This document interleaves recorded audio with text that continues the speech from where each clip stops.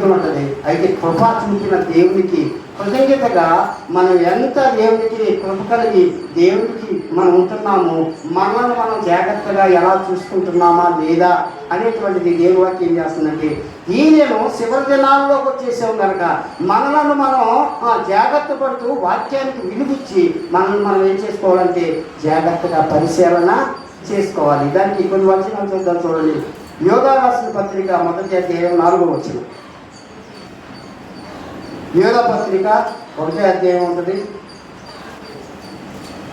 4వ వచనం. పేతురు పత్రిక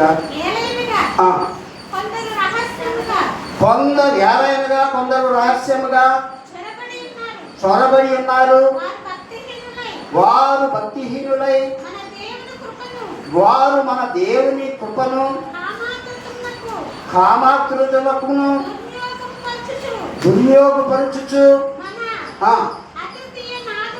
మన అద్వితీయ నాథుడును ప్రభు అయిన యేసుక్రీస్తును. చూడండి, కొన్నిసార్లు అంట దేవుని కృపలో ఉన్నటువంటి అంటే మారు మనసు పొంది బాప్తిసం తీసుకుని బల్ల కార్యక్రమంలో పాల్గొంటున్నటువంటి వ్యక్తులు కూడా ఇక్కడ దేవుని వాక్యం ఏమంటుందంటే, ఈ పత్రిక 1వ అధ్యాయం 4వ వచనం ఏమంటుందంటే, కామాతురులై అంటే పాపానికి దగ్గరై ఆ భాషలు కలిగి ఏం చేస్తున్నారంట, వారు పొందినటువంటి కృపను వారు పొందినటువంటి రక్షణ అనుభవాన్ని పక్కన పెట్టి ఏం చేస్తారంట, త్వరపడేవారుగా ఉన్నారంట, అలా ప్రయత్నం చేసేవారుగా ఉన్నారంట, అలాంటి ఆలోచనలు ఇచ్చేవారుగా ఉన్నారంట. శారీరకంగా క్లియర్గా చేయకపోయినా కానీ కొన్నిసార్లు కొంతమంది ఏం చేస్తారంటే మనసుతో చేస్తారు, మైండ్ రకరకాలుగా పనిచేస్తారు.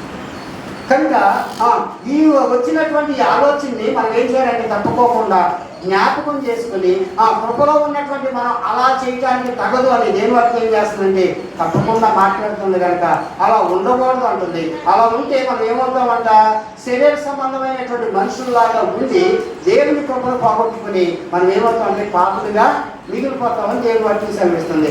రోమీయులకు రాసిన పత్రిక 5వ అధ్యాయం 20వ వచనం 21వ వచనం.